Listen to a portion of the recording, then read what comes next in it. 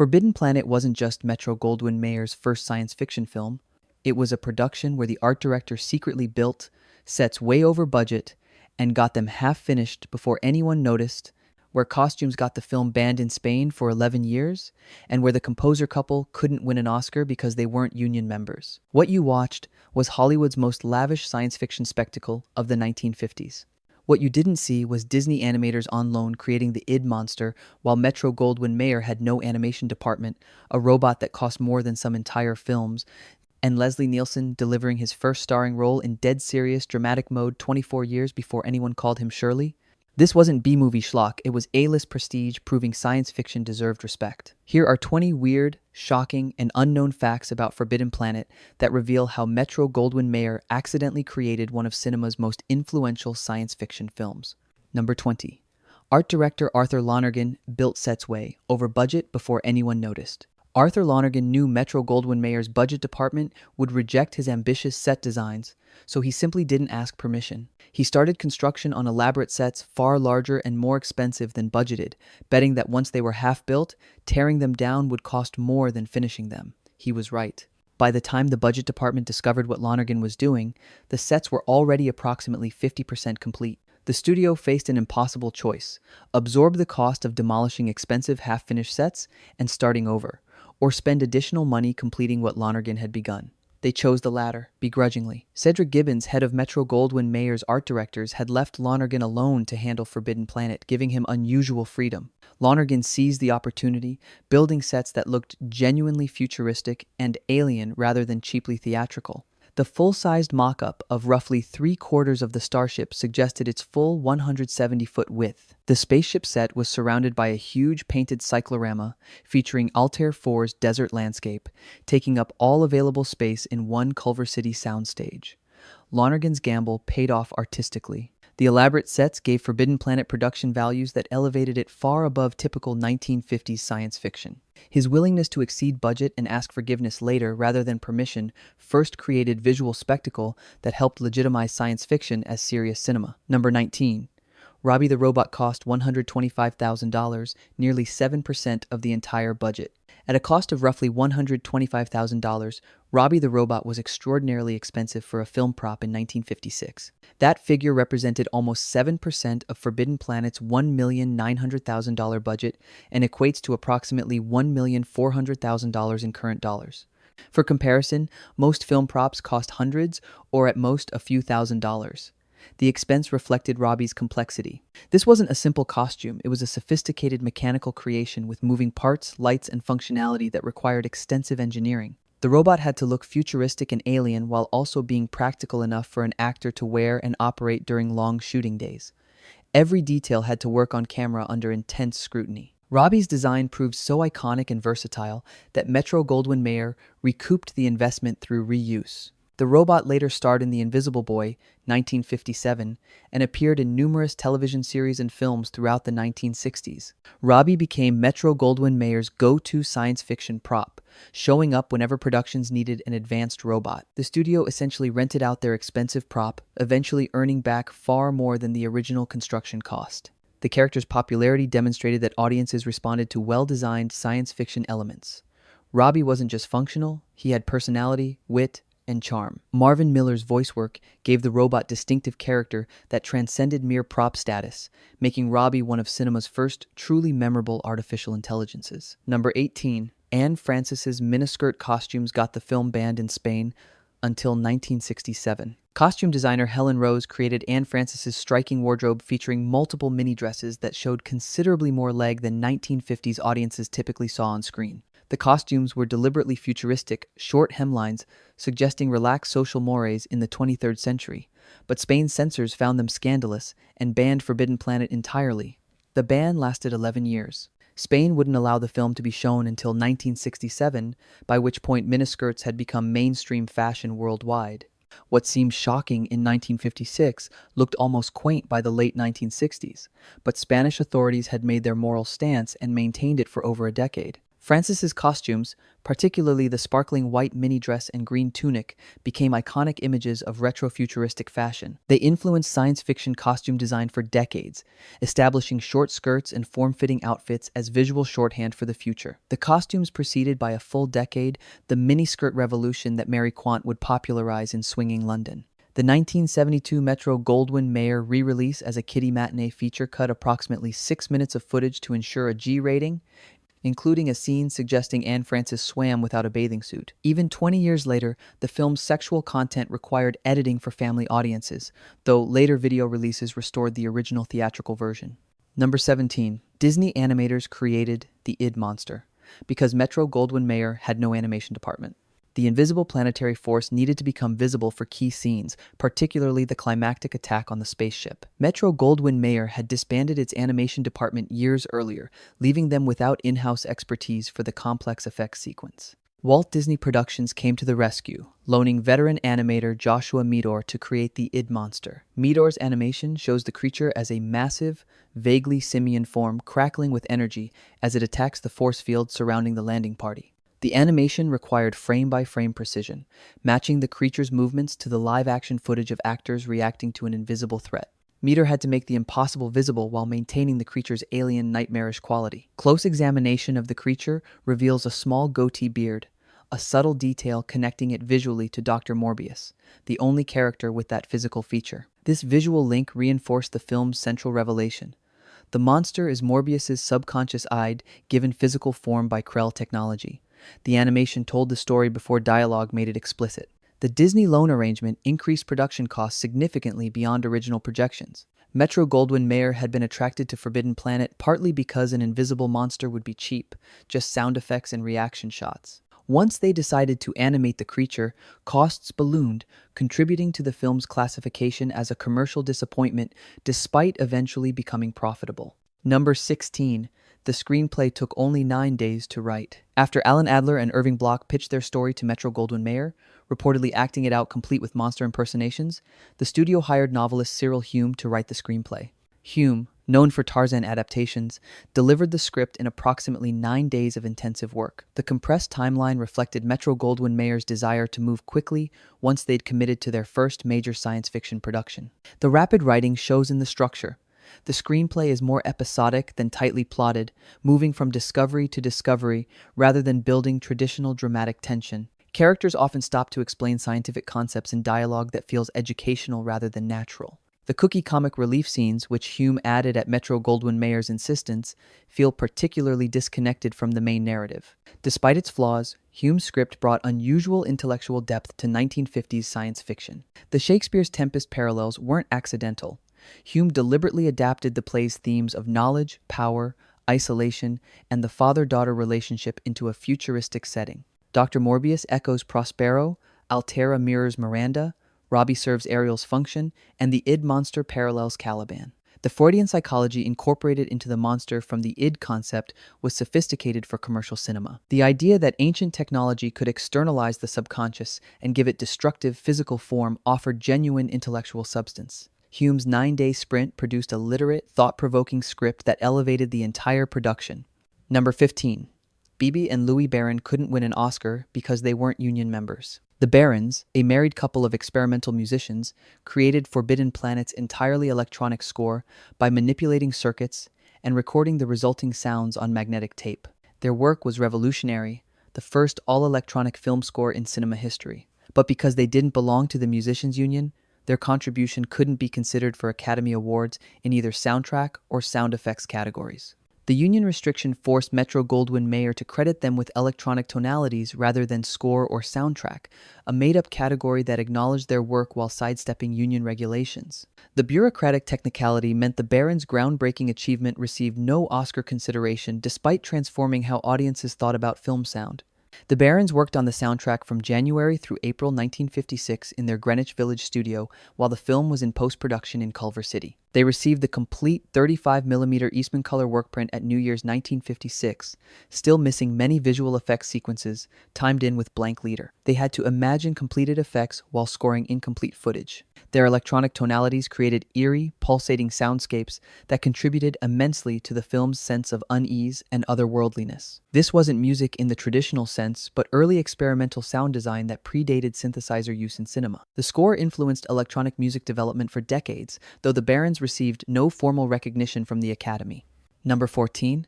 Composer David Rose was fired and reportedly destroyed his original score. Metro-Goldwyn-Mayer originally hired David Rose to compose a traditional orchestral score. Rose recorded his main title theme at Metro-Goldwyn-Mayer Studios in March 1956, creating music appropriate for 1950s adventure films. But producer Dor Sherry fired Rose in late December 1955 and scrapped his work entirely, opting instead for the Barons' experimental electronic approach. Rose was furious. He later released a 7-inch single of his main title theme, preserving at least that portion of his work. But according to reports, he destroyed the tapes of his complete score, eliminating any possibility of future use or archival preservation. The film's original theatrical trailer contained snippets of Rose's music, the only other surviving fragments. The decision to replace Rose represented Metro-Goldwyn-Mayer's recognition that Forbidden Planet needed something unprecedented. Traditional orchestral music would have made it seem like every other adventure film. The electronic tonalities made it feel genuinely alien and futuristic, matching the visual innovation with sonic innovation. Rose's firing and the Barons' hiring reflected larger tensions about what science fiction cinema should sound like. Hollywood's default was always orchestral. It's what composers knew, what unions accepted, what audiences expected. The Barons proved that electronic sound could be more effective for creating otherworldly atmospheres, opening doors for future science fiction scoring. Number 13. The film was shot entirely indoors with no exterior location work. Despite Altair IV's vast alien landscapes, not a single frame of Forbidden Planet was shot outdoors. Every exterior scene was created inside Metro-Goldwyn-Mayer's Culver City sound stages using sets, matte paintings, and visual effects. The commitment to controlled studio production was both financial necessity and artistic choice. The massive painted cycloramas created the illusion of open space within enclosed stages.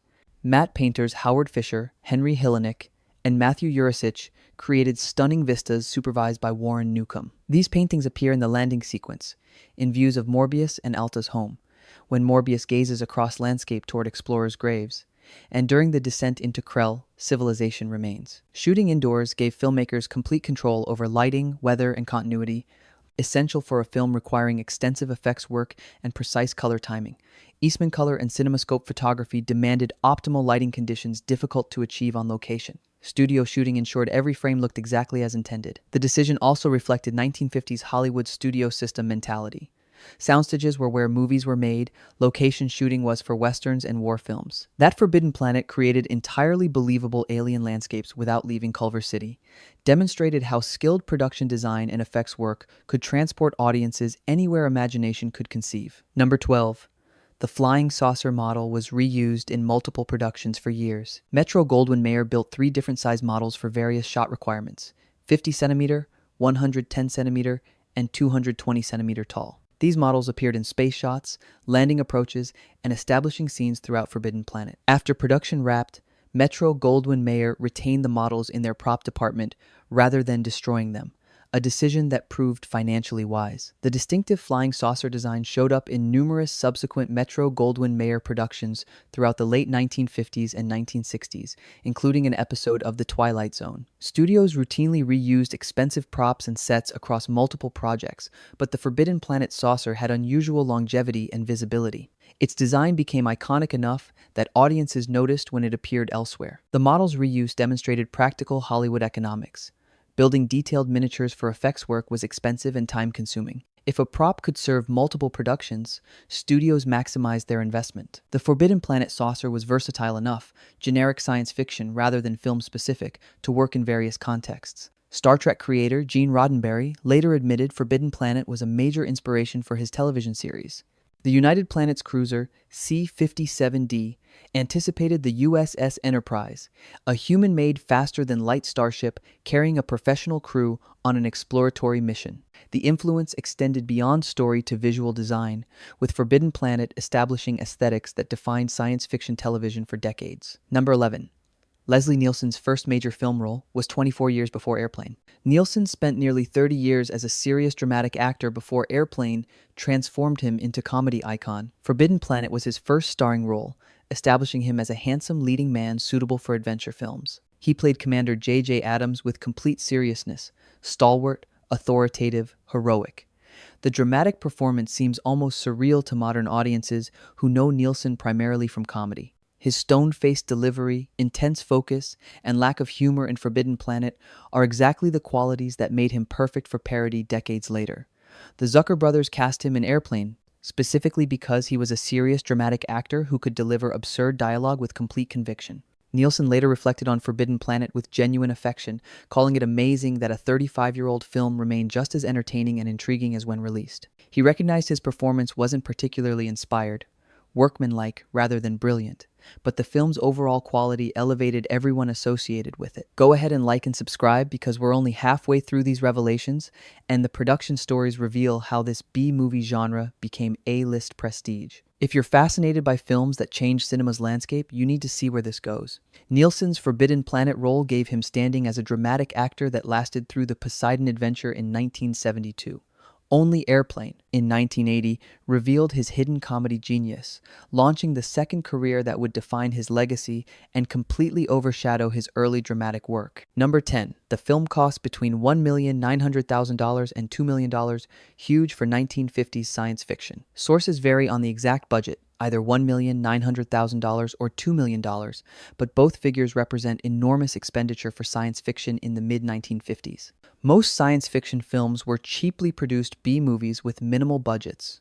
Forbidden Planet received A-list treatment comparable to Metro-Goldwyn-Mayer's prestige productions. For context, The Ten Commandments cost $13 million and Around the World in 80 Days cost $6 million in 1956. Forbidden Planet's budget was modest compared to historical epics, but astronomical for the genre.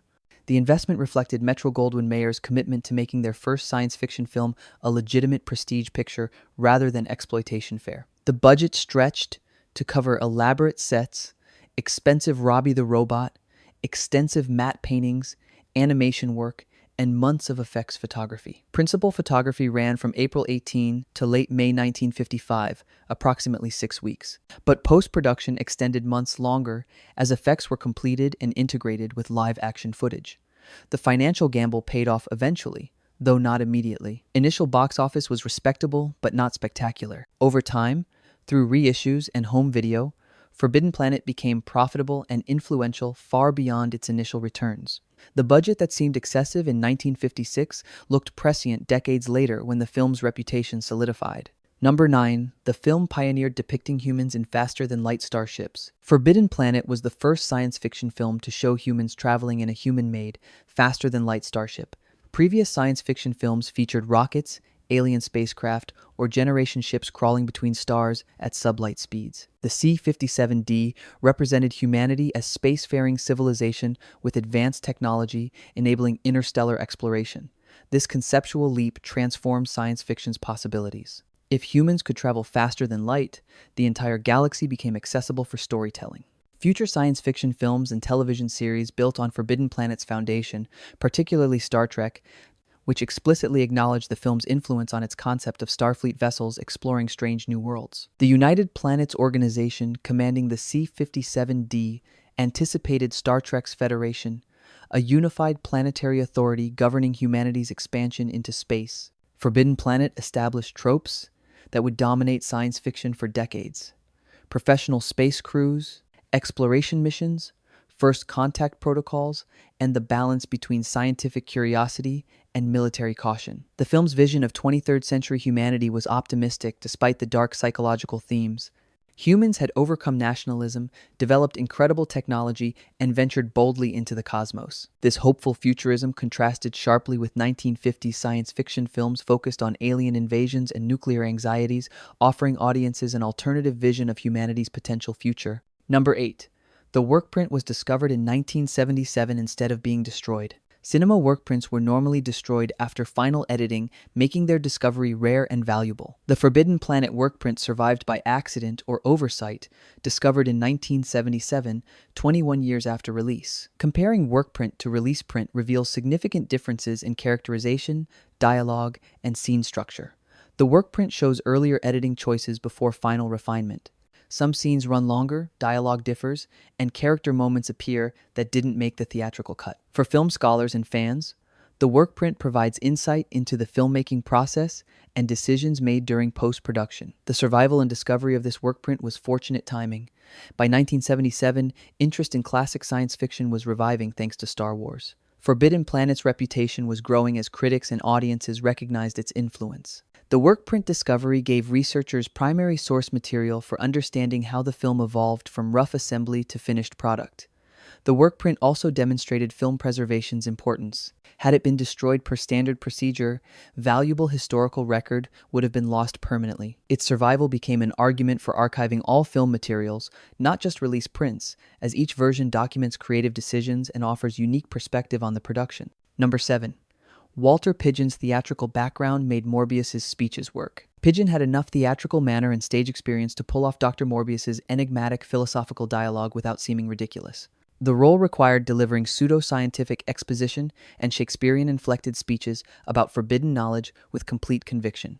Pidgeon's gravitas made audiences believe in Morbius's genius and tragic blindness. The performance walks a difficult line. Morbius must seem brilliant enough to have unlocked Krell's secrets, obsessed enough to ignore obvious dangers, and sympathetic enough that his destruction feels tragic rather than deserved. Pidgeon gave the character intellectual authority while showing the fatal pride that prevents him from recognizing the id monster's true nature until too late. Morbius's relationship with Altaira echoes Prospero and Miranda from the Tempest, the protective father who's kept his daughter isolated, controlling her environment completely. Pidgeon played both Morbius's love for his daughter and his resentment of Commander Adams's romantic interest with subtle complexity. The character's possessiveness feels genuinely disturbing rather than merely comedic overprotection. The role was Pidgeon's late career return to significance after years of supporting work. He'd been a major star in the 1940s, but by the mid-1950s was considered past his prime. Forbidden Planet gave him a meaty role that showcased his skills, reminding audiences and industry professionals of his capabilities. Number 6. Anne Francis had little acting challenge but became a fashion icon. Francis, a solid performer in films like Bad Day at Black Rock, had limited dramatic material in Forbidden Planet. Altaira exists primarily to gaze adoringly at Commander Adams, provide romantic interest, and model Helen Rose's futuristic costumes. The role didn't require the range Francis was capable of delivering. Despite the thin character, Francis's look became iconic. Her platinum blonde hair, the striking mini dresses, and her ethereal quality against the film's metallic sets made her the visual representation of retro futurism. Fashion historians credit her costumes with influencing 1960s miniskirt trends, predating Mary Quant's popularization by a full decade. The character's naivete, raised in isolation with only her father and Robby for company, gives Altaira innocence that contrasts with the dark psychological themes. She represents pre-Freudian consciousness, unaware of the Ide's existence or dangers. Her awakening to romantic love parallels the crew's discovery of the Krell's terrible secret. Francis's career continued successfully after Forbidden Planet, including her own television series Honey West in the 1960s. But she remained most visually identified with Altaira's futuristic mini-dresses, an association she embraced rather than resented. The role made her a science fiction icon despite offering limited dramatic opportunities. Number 5.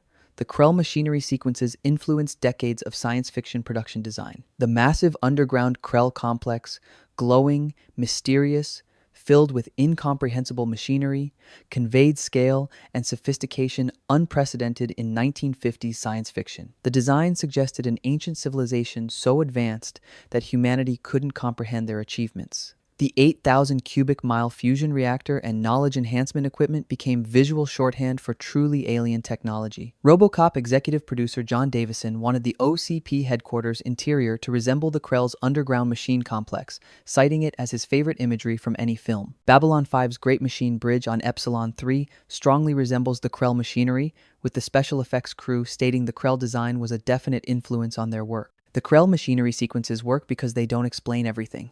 The machinery's purpose remains partially mysterious even after Morbius describes it. That ambiguity allows audiences to imagine possibilities beyond what's explicitly shown. The design team understood that suggestion was more powerful than complete revelation. George J. Folsey's lush Eastman color and CinemaScope cinematography gave the underground sequences vibrancy and visual polish. The combination of elaborate sets, careful lighting, and widescreen composition created images that remain impressive decades later. The Krell machinery proved that science fiction production design could be genuinely awe-inspiring rather than merely functional. Number 4. The film was Metro-Goldwyn-Mayer's first major science fiction production. Before Forbidden Planet, Metro-Goldwyn-Mayer had avoided science fiction, viewing it as B-movie territory unworthy of major studio resources. The genre was associated with cheap productions, rubber monsters, and juvenile audiences. That Metro-Goldwyn-Mayer would commit significant budget and prestige to science fiction represented a major shift in Hollywood thinking. The decision reflected producer Nicholas Nafak's conviction that science fiction deserved serious treatment. When Adler and Block pitched their Tempest in space concept, Nafak recognized potential for something more sophisticated than typical genre fare. He convinced Metro-Goldwyn-Mayer executives to take the risk, arguing that quality production values could elevate science fiction to A-list status. The gamble succeeded artistically even if commercial returns disappointed initially. Forbidden Planet proved science fiction could be intelligent, well-acted, beautifully designed, and thematically complex. It demonstrated that genre material didn't require apology or condescension, that audiences would respond to science fiction treated with same respect as any other dramatic material. The film's success, eventual if not immediate, encouraged other studios to invest in quality science fiction. Without Forbidden Planet proving the concept viable, later classics like 2001, A Space Odyssey might never have received studio backing. Metro-Goldwyn-Mayer's willingness to treat science fiction seriously helped legitimize the genre for serious filmmakers and adult audiences. Number 3. The monster from the id concept drew from Freudian psychology. The film's central revelation, that Dr. Morbius's subconscious ID, given physical form by Krell technology, is destroying everything he consciously loves, brought genuine psychological sophistication to 1950s science fiction. The monster from the id wasn't a creature from space, but the externalization of repressed desires, rage, and jealousy that Morbius couldn't acknowledge consciously. Freudian theory was culturally prominent in 1950s America, making the concept accessible to educated audiences while remaining novel enough to feel fresh. The idea that technology could manifest the unconscious mind's darkest impulses offered both science fiction spectacle and psychological insight. The monster wasn't defeatable by weapons, only by Morbius accepting responsibility for his own shadow self. The concept anticipated later explorations of psychology in science fiction. Films like Solaris, Sphere, and Event Horizon would use similar premises, characters confronting their own psyches made manifest through advanced technology or alien influence. Forbidden Planet established that science fiction could explore inner space as compellingly as outer space. The Krell's extinction through the same technology added tragic irony. They'd achieved godlike power and destroyed themselves the first night, their collective unconscious, unleashing destruction they couldn't control. The film suggested that technological advancement without equivalent psychological evolution leads inevitably to catastrophe, a theme that resonated through the nuclear age and remains relevant today. Number 2. The film received Oscar nomination for Best Special Effects but lost to The Ten Commandments. Forbidden Planet's groundbreaking special effects earned Academy Award recognition, competing against The Ten Commandments. The Ten Commandments obviously won. Cecil B. DeMille's parting of the Red Sea sequence was spectacular and culturally iconic. But the nomination itself validated Forbidden Planet's technical achievements and placed it in conversation with major Hollywood productions. The effects work combined multiple techniques: elaborate miniatures for the starship, matte paintings for landscapes, animation for the id monster, and practical effects for Robby and the Krell machinery. The integration of these elements created seamless illusion that audiences in 1956 found convincing and impressive. The nomination recognized the comprehensive effects work rather than one spectacular sequence. Joshua Meader's animation of the id monster attacking the force field remains the most visually striking effects sequence. The creature's energy crackling against the invisible barrier while the crew fires weapons creates genuine tension and spectacle. For 1956, the animation quality was exceptional. demonstrating that hand-drawn effects could create convincing science fiction imagery. The film's 92% Rotten Tomatoes rating, based on retrospective reviews averaging 8.2 to 10, reflects how well the effects have aged. Unlike many 1950s science fiction films that look dated and cheap, Forbidden Planet retains visual power. The craftsmanship and artistry evident in every effects shot transcends technological limitations, creating images that remain impressive nearly 70 years later. Number 1. The film established templates that defined science fiction cinema for decades. Forbidden Planet's influence on subsequent science fiction cannot be overstated. It established aesthetic and narrative conventions that became genre standards: faster-than-light starships, unified planetary government, exploration missions, first contact protocols, advanced robots with personality, and psychological rather than physical threats. Gene Roddenberry's Star Trek explicitly built on Forbidden Planet's foundation. The Enterprise was a more advanced C-57D. The Federation echoed the United Planets. The exploration mission structure, professional crew discovering mysteries on alien worlds, came directly from Forbidden Planet's template. Episodes like The Naked Time explored similar psychological breakdowns enabled by alien influence. 2001. A Space Odyssey's HAL. 9000 owes a debt to Robby, an artificial intelligence that seems benevolent but whose programming creates conflict. The Alien franchise's exploration of derelict ancient civilizations echoes Forbidden Planet's Krell. Films from Close Encounters to Interstellar use similar structures of human explorers confronting incomprehensible alien technology and knowledge. The film proved science fiction could be mature, intelligent cinema rather than juvenile escapism. It showed that science fiction could explore complex themes, psychology, the dangers of knowledge, humanity's place in the cosmos, while delivering spectacle and entertainment. Forbidden Planet made science fiction respectable, paving the way for everything that followed. Bonus fact: the film premiered at a science fiction convention before general release. Forbidden Planet had its world premiere on March 3-4, 1956, at the Southeastern Science Fiction Convention in Charlotte, North Carolina, an unusual choice that acknowledged the film's appeal to science fiction fandom. Most major studio productions premiered in New York or Los Angeles, with industry figures and press. Metro-Goldwyn-Mayer chose to debut their expensive production at a fan convention. The decision demonstrated Metro-Goldwyn-Mayer's recognition that science fiction fans were their core audience, the people most likely to embrace serious science fiction and spread word of mouth. Convention attendees were exactly the audience who would appreciate the film's sophistication, effects work, and faithfulness to genre conventions. Their enthusiasm could build buzz before general release on March 23. The convention premiere worked brilliantly as marketing strategy. Fan reaction was rapturous, generating positive early reviews and excited discussions that reached beyond the convention itself. By the time Forbidden Planet opened in over 100 cities in CinemaScope, Eastman color, and stereophonic sound via magnetic or perspective processes, by Esalim on the cities by magnetic or anticipation had built among the audience most likely to see it multiple times and recommend it passionately. The premiere choice also reflected Metro-Goldwyn-Mayer's nervousness about whether mainstream audiences would embrace science fiction. Testing the film with fans first provided validation that the gamble might work, giving executives confidence to proceed with wide release. That a major studio would premiere its expensive production at a genre convention showed both respect for fandom and uncertainty about broader appeal. Forbidden Planet endures because Fred M. Wilcox, producer Nicholas Nafak, and Metro-Goldwyn-Mayer understood that science fiction deserved the same respect, resources, and artistic ambition as any other genre. They created a film that treated ideas seriously, invested in spectacular visuals, and trusted audiences to engage with psychological complexity wrapped in adventure spectacle. The result influenced everything that followed, proving that science fiction could be prestige cinema.